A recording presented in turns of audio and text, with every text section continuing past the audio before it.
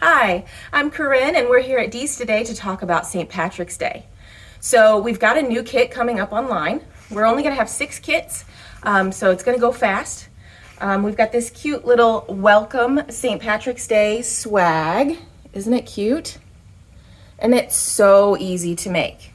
The kit's going to be $59 and you'll have all of the supplies in there to make it. So you're going to have this swag. You're going to have this sign, and it's already going to have your little twist ties on the back. You'll have 2 yards of each of the ribbons, and then you'll have 2 pieces of wire. So now I'm going to show you how to make it. So what we're going to do is we're going to start with our swag. It comes like this in the box. And we're just going to open this up. So you're going to start taking each little stem and opening it up. I'm going to take one of these bigger stems that has multiple pieces on it and twist it up so that I've got a longer swag. And then I'm just going to keep opening everything up, each individual little branch, so that it's more dimensional, it's got more volume.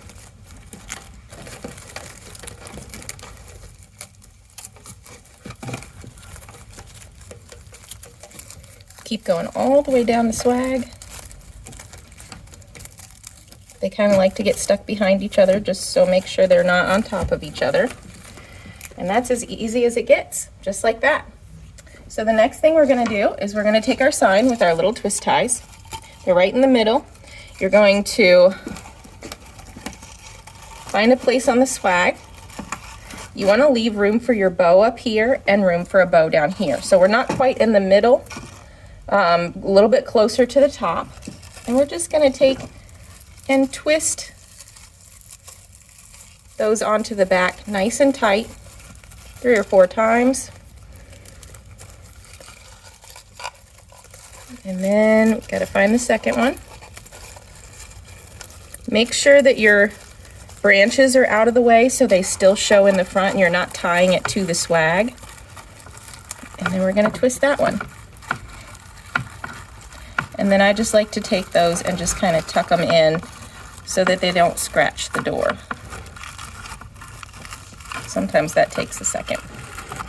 Just shove it behind or in between the swag and the sign. All right. So the next thing we're going to do is make our bow for the top. So on our bow for the top, we're going to have mostly shorter tails. So these are going to be 2 separate bows. I'm going to go ahead and cut all my tails in a V cut, fold them in half, cut them in an angle. I'm going to start with my widest one, this cute little shamrock ribbon. I'll leave about 6 to 8 inches, pinch, twist, just like we normally do all of our bows. And you can go back and watch our bow videos on our YouTube channel, and we have some on our Facebook page as well. So I'm going to start with 2 loops of this one, and then I'm going to leave a little bit longer tail so that when I put this on here, it kind of shows, it's going to go behind the sign, and it kind of peeks out at the bottom there. I'm going to do the same thing with my next one. 2 loops, a short tail and a slightly longer tail. And the same thing with my next one. Short tail, 2 loops, and a slightly longer tail. Now these tails don't have to be exactly the same length, but you want them to be pretty close because you're only going to have about 2 yards of each ribbon in the kit. So then I'm going to take my wire. I'm going to take a full piece and fold it in half. Go under my thumb and tie this in a knot. As tight as I can get it. And then I'm going to come up a little ways so that my bow doesn't cover the sign. So I'm going to come up here, and I'm actually going to take this piece that kind of just wants to wiggle around, and I'm going to pull it into the bow as well, and I'm going to tie it around that and around this loop here. Just bring that around to the back And I'm going to tie this nice and tight twice.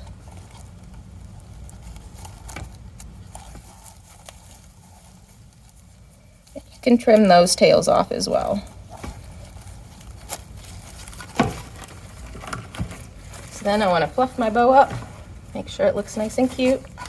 And I'm going to pull these tails down, make some of the greenery come through so it all looks nice and blended together.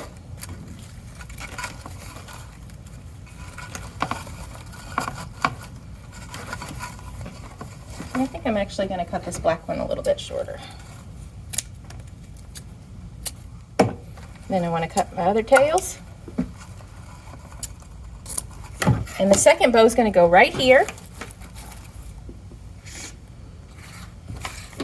For this one, it's less of a bow and mostly just tails. So I'm going to go ahead and cut all of my tails again. I'm going to have a short tail and a long tail of this one. And I want this to kind of come down, and then I'll have a little tail, so I'm going to leave it kind of long. It'll be easy for you to see how much you need to use because it'll just be what's left over from this. I'm going to do the same thing with this one. Short tail and a slightly longer tail, but this time I'm not going to make it quite as long. This one's going to be the longest one. And then the same thing with this one as the black one. So I'm going to take my second piece of wire, tie it just like I would a bow. Then when I put it on the swag, I want to get kind of up underneath of the sign, if at all possible. So I'm going to take this and kind of push it up in here. There's not going to be much of a gap there. And then I'm going to pull this around to the back side just like before and tie it tight. Now when you cut your tails off of this one, you're going to keep one of them.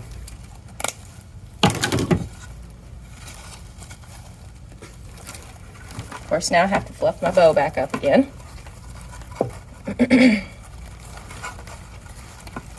So these tails are just going to stay long.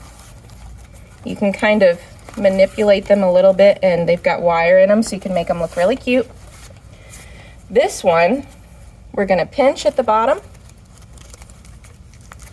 take our excess piece of wire, and just twist it on there. Just make that nice and cute.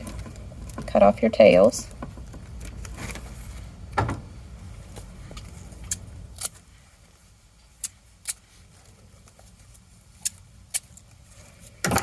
All right, and then the last thing we want to do is bring some of this greenery forward.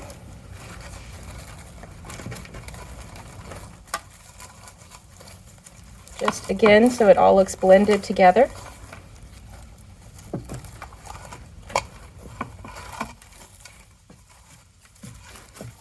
And then there we have our cute little St. Patrick's Day swag.